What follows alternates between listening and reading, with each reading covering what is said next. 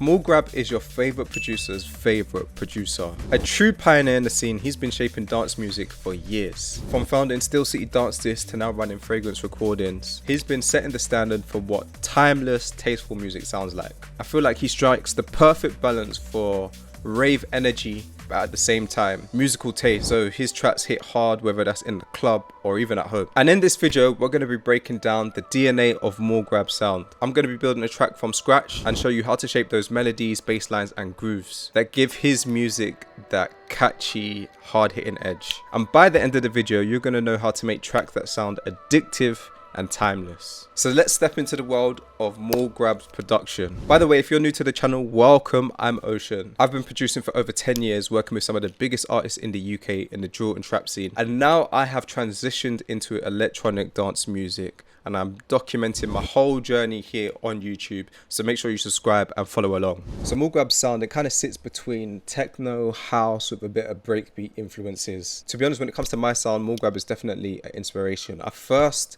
came across him through Boiler Room sets, then I went down a deep dive rabbit hole of his catalogue, and I felt like everything changed when I heard that song called Everything, and I was just like, yeah, that's the kind of music I want to be making. It's been a rap ever since then. So if I break it down, we can follow 3 steps. We need to find a groove that has a lot of energy, chords and melodies that are super catchy without sounding too cheesy, and then we're going to put a nice bass line underneath it. Let's get into it. All right, so I've got my door open and I'm just going to set the BPM to about 140 BPM, and I have an idea for the melody, so I'm going to start with that today. And the idea is to chop a sample and make a melody out of it. So I was going through some songs today and I found this classic called Suitcase at the Door, and I thought it had some really cool chords in there that we could probably use.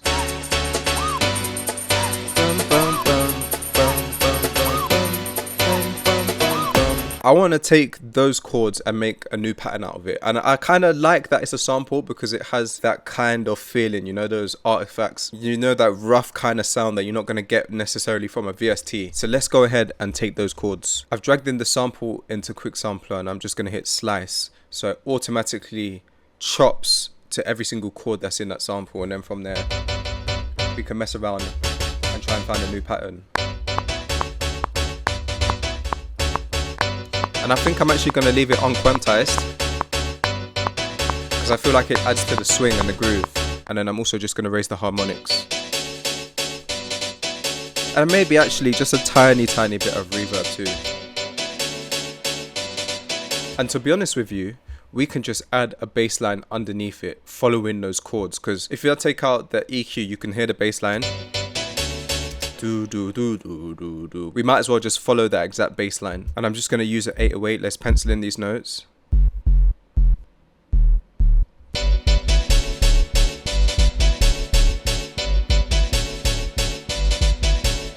Let's go ahead and put some vocals on top of this now, because I feel like the vocals is what's really going to make this track. The vocals that I'm hearing straight away, it's by Mary J. Blige. It's an old song called Real Love, and it sounds like... But there's also another version, a garage version. I'm pretty sure it's already in the same key. The chops sound like it's already there for us. We can just chuck that in. When it comes to finding vocals, usually once I hear the melody, it kind of just sets off these triggers in my brainwaves. I'll start searching for vocals in my head that might sound good. So let's go ahead and throw that in here. So I've split the vocals and I've added in my effects chain, which is literally just some EQ, some compression, a first layer of delay, then I add in a second delay, and then I've also got a bit of filter and some more reverb on it. So here's how it's sounding.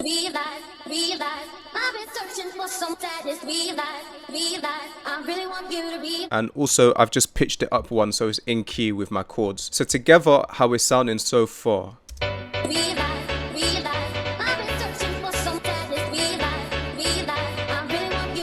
I think that's sounding really good together, but obviously if we just keep it like that, it's gonna get boring really quickly. So if we think of this bit, just the chords and the vocals together, that's gonna be like the drop, and then we'll go into the hook where the bass line comes in too. So it'd be... So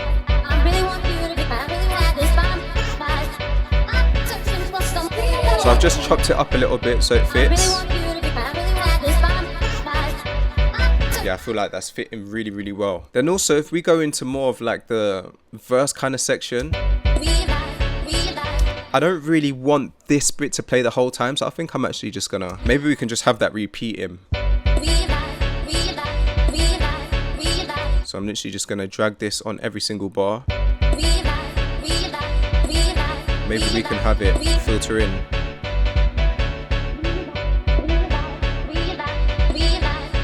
So we don't reveal too much. So what I'm gonna do is just change this to right. Let's drag this back. And then now once we hit play, we're gonna record in that automation automatically.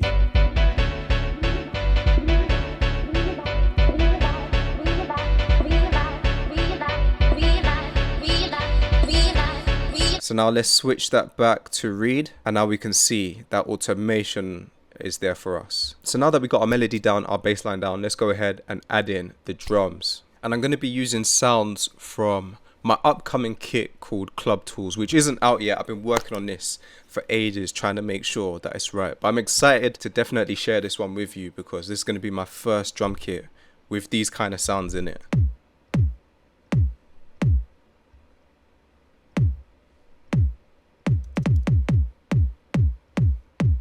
I'm still putting the finishing touches on this kit, but it should be ready by next month. And let's throw in an open hat.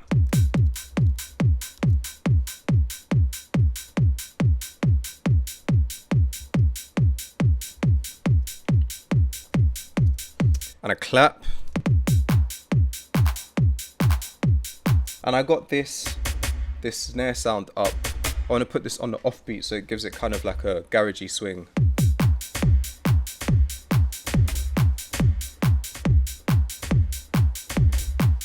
Might even leave it unquantized as well just to give it that swing once again. And I've added in some drum loops. I found these two drum loops from some classic 90s sample CDs. And it sounds like this. We got this first one.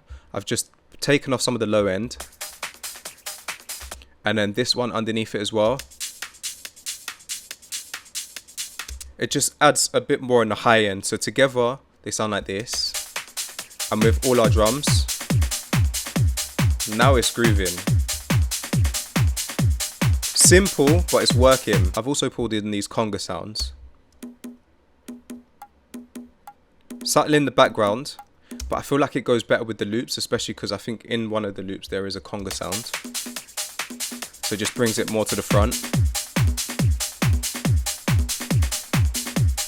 So now that we got our drums down, we got our melody and our vocals down, where this track is going to come alive now is all within the arrangement. So let's get onto that now. Alright, so we've got the track completely fleshed out now. And to be honest, it's really, really simple. There's not really too much happening in terms of the melodies and stuff. What we're doing is just automating stuff out.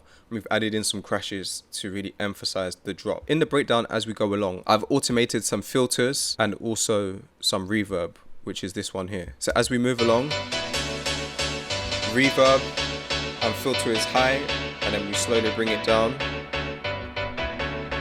and then as we get into the drop we bring it back up again. Underneath that too, I've also got this sustained string sound that sounds like this.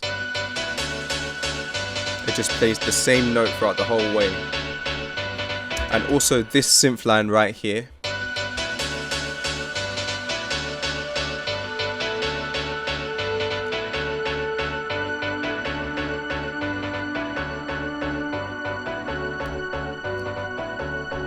and then as we go along with the break as well, I start to introduce the drums. So this break is literally all these drums that we just put in together, but I've put it all into one audio file and added an EQ on it. So that EQ is literally taken out all of the lows and all of the highs. But then as we go along, the highs open up.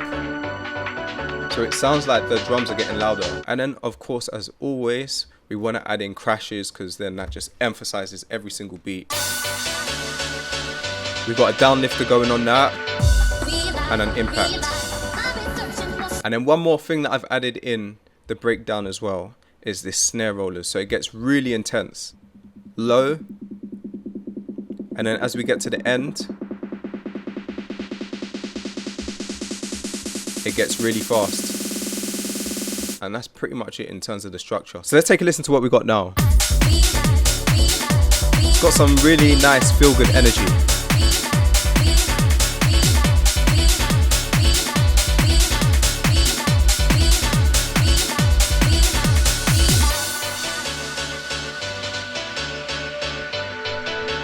becomes a bit more atmospheric now.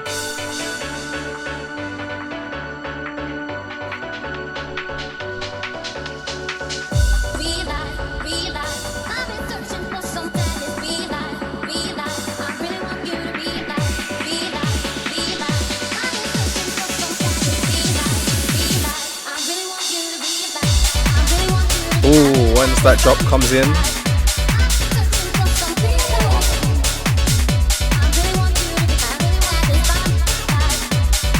I'm liking the vibe of this one. It's definitely got that catchy kind of feeling to it. I'm going to drop this one on SoundCloud, so if you want to download it or hear the entire thing, the link is in the description below. Go run that up. And yeah, that is how you make a more grab style track from scratch. I hope you enjoyed it. If you did, please give the video a thumbs up. Thank you for watching. I appreciate you, and I'll see you in the next one.